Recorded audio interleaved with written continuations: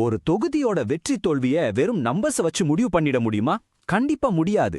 அந்த புள்ளி விவரங்களுக்கு பின்னாடி இருக்கிற மக்களோட உணர்வுகள், அவங்களோட தேவைகள், நிறைவேறாத ஆசைகள் இதெல்லாம் புரிஞ்சுக்கிறதா உண்மையான அரசியல்.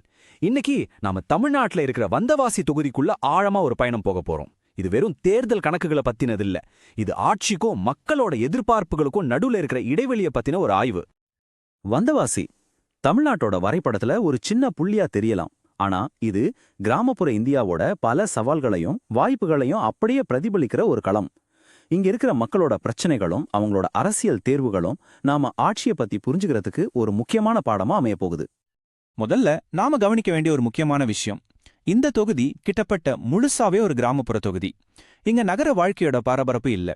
சுமார் 88% மக்கள் கிராமங்கள்ல மண்ணோடும் விவசாயத்தோடும் சேர்ந்து வாழ்றாங்க. இந்த அடையாளம்தான் இந்த பகுதியோட பொருளாதாரம், சமூகம், ஏன் அரசியலையே தீர்மானிக்குது. இதோ பாருங்க, இதுதான் இங்க இருக்கிற மக்களோட வாழ்வாதாரத்தோட மைய பிரச்சனை. தண்ணி. சுமார் 6700 ஏக்கர் விவசாய நிலம் ஒரு சொட்டு நீருக்காக வானத்தையே பார்த்துக்கிட்ட காத்து கிடக்குது.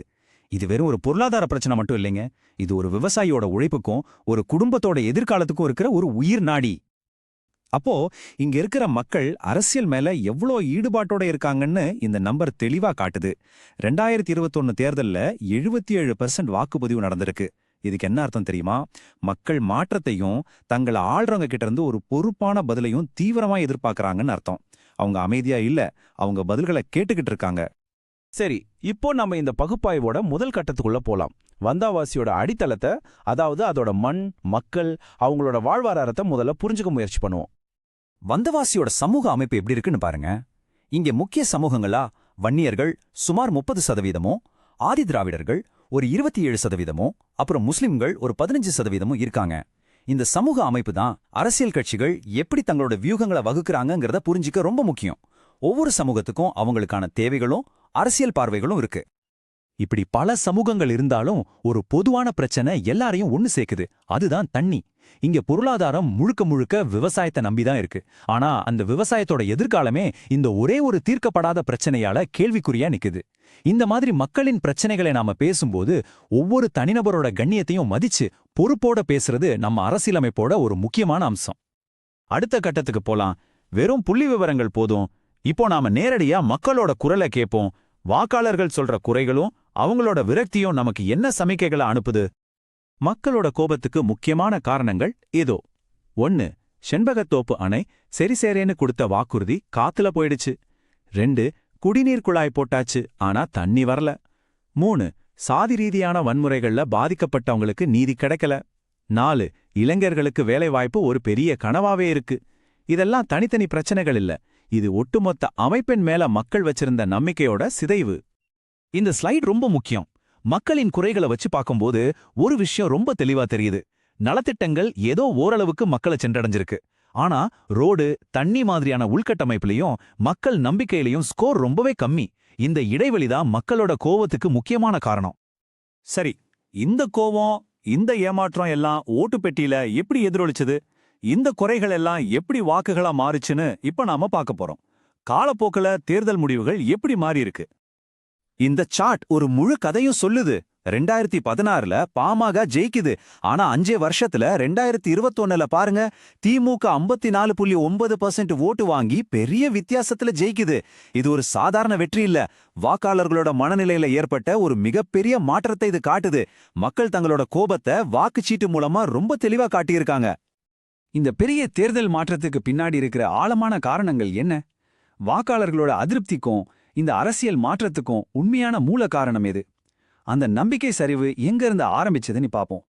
4 முக்கியமான தோல்விகளை நம்ம இங்க பார்க்க முடியுது. 1. பல வருஷமா தேங்கி கிடக்கிற வளர்ச்சி திட்டங்கள். 2. பெரிய பெரிய வாக்குறுதிகள், ஆனா செயற்பாடு ரொம்ப மோசம். 3. சாதி ரீதியான பிரச்சனைகள்ல பாதிக்கப்பட்டவங்கள அமைப்பு கைவிடுறது. கடைசியா இளைஞர்களோட எதிர்காலத்தையே கேள்விக்குறியாக்குற வேலையில்லா திண்டாட்டம். இந்த 4 காரணமும் சேர்ந்து மக்களுக்கும் அரசாங்கத்துக்கும் நடுவுல இருந்த பாலத்தையே உடைச்சிருக்கு. இது வரைக்கும் நாம பிரச்சனைகளை அலசி ஆராய்ஞ்சோம். இப்போ தீர்வை நோக்கி நகரலாம். இந்த டேட்டாவை வச்சு ஒரு தெளிவான செயல்படுத்தக்கூடிய தீர்வுக்கான வரைபடத்தை எப்படி உருவாக்குறதுன்னு பாப்போம். இதோ ஒரு 4 முனை வியூகம். இதுக்கு 4 தூண் கோட்பாடுன்னு பேரு. முதல் தூண் கடுமையான பொறுப்புக்கூறல். அதாவது ஆளுங்கட்சியோட தோல்விகளை, குறிப்பா தண்ணி, சட்ட ஒழுங்கு பிரச்சனைகளை மக்கள் கிட்ட ஆக்ரோஷமா கொண்டு போறது. 2வது தூண் நம்பகத்தன்மையை உறுதி செய்யறது. மக்களுக்கு தேவையான நலத்திட்டங்கள் தொடரும்னு நம்பிக்கை கொடுக்கறது. 3வது புத்தாக்கம், இளைஞர்களுக்கு புதிய திறன்மையங்கள், விவசாயிகளுக்கு புதிய தொழில்நுட்பம்னு வளர்ச்சியை பற்றி பேசுறது. 4வது பாதுகாப்பு, பாவிக்கப்பட்ட நலிந்த சமூகங்களுக்கு பாதுகாப்பு கொடுக்கிறது. இந்த சமநிலையான அணுகுமுறை தான் வாக்காளர்களோட எல்லா கவலைகளையும் தீர்க்கும். இந்த வியூகத்தோட முதல் செயல் திட்டம் செண்பகத்தோப்பு அணை. இத வெறும் செலவா பார்க்கக்கூடாது. இது ஒரு முதலீடு. சுமார் 16 கோடி ரூபாய் முதலீடு செஞ்சா ஒரு வருஷத்துக்குள்ள இத முடிக்க முடியும். இதனால என்ன ரிட்டர்ன் கிடைக்கும்? 6700 ஏக்கர் நிலம் பாசன வசதி பெறும். ஆயிரக்கணக்கான விவசாய குடும்பங்களோட வாழ்க்கையில இது ஒரு பெரிய மாற்றத்தை கொண்டு வரும். அடுத்தது இளைஞர்களுக்கான ஒரு உறுதியான தீர்வு. வந்தவாசியில ஒரு திறன் மேம்பாட்டு மையம். வெறும் 5 கோடி முதலீட்டுல வருஷத்துக்கு 2000 இளைஞர்களுக்கு பயிற்சி கொடுக்கலாம். இது மூலமா அவங்க கையில ஒரு வேலை கிடைக்கும். அவங்க எதிர்காலம் பிரகாசமாகும். இது வேலையில்லா திண்டாட்டத்தை குறைக்கிறது மட்டும் இல்ல, இளைஞர்களோட நம்பிக்கையும் வளர்க்கும். சரி, இந்த திட்டத்தை எல்லாம் எப்படி நடைமுறைப்படுத்துறது, உத்திய செயலாக மாத்துறதுக்கான படைகளை பார்ப்போம். இங்க ஒரு விஷயத்தை நம்ம ஞாபகம் வச்சுக்கணும். மக்களின் தரவுகளை பயன்படுத்தும் போது அவங்களோட தனியுரிமைக்கு நாம முழு மரியாதை கொடுக்கணும். அவங்களோட வெளிப்படையான சம்மதத்தோட தான் ஒவ்வொரு படியையும் எடுத்து வைக்கணும். அதுதான் பொறுப்பான நிர்வாகத்துக்கு அழகு. வெற்றிக்கு ஒரு 30 நாள் ஆக்ஷன் பிளான். முதல் வேலை சரியான வேட்பாளரை முடிவு செய்கிறது. அடுத்து தாமதிக்காம அணை ரோடு திட்டங்களுக்கு நிதி ஒதுக்கீடுன்னு உறுதியான அறிவிப்பை வெளியிடணும். 3வதா பாதிக்கப்பட்ட தலித்து விவசாயிகளை நேரடியா சந்திச்சு அவங்களுக்கு நம்பிக்கை கொடுக்கணும். பாதுகாப்பு, வேலைவாய்ப்பு மையமா வச்சு பெண்கள், இளைஞர்கள் பேரணிகளை நடத்தணும். கடைசியா ஆளுங்கட்சியோட தோல்விகளை ஆதாரத்தோட ஊடகங்கள் மூலமா ஒவ்வொரு வீட்டுக்கும் கொண்டு சேர்க்கணும். இந்த திட்டம் ஒரு பார்வையை ஜெயிக்கிற திட்டமா மாத்தும். ஒரு விரிவான ப்ளூ பிரிண்ட் வழியை காட்டலாம். ஆனா டேட்டாவை மக்களின் நம்பிக்கையாவும் ஒரு வாக்குறுதிய மக்கள் தீர்ப்பாவும் மாத்துறதுக்கு உண்மையில என்ன தேவை? அது வெறும் கணக்குகளையும் திட்டங்களையும் பற்றியது இல்ல. அது மக்களோட உண்மையான ஒரு தொடர்பை ஏற்படுத்துறது. அந்த பயணம்தான் அரசியலோட உண்மையான கலை.